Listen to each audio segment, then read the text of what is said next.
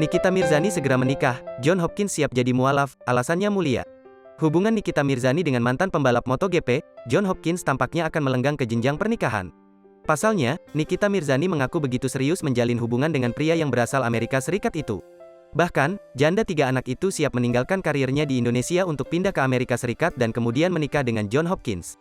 Sebelum menikah, John Hopkins dikabarkan akan mengikuti keyakinan Nikita Mirzani demi niat menikahi sang pujaan hati. Hal ini diungkap Nikita Mirzani melalui kanal YouTube-nya, Crazy Nick Me Real, dikutip Jumat, tanggal 20 Mei tahun 2022. Nikita Mirzani menyebut kekasihnya memutuskan jadi mualaf pada Selasa, tanggal 24 Mei mendatang.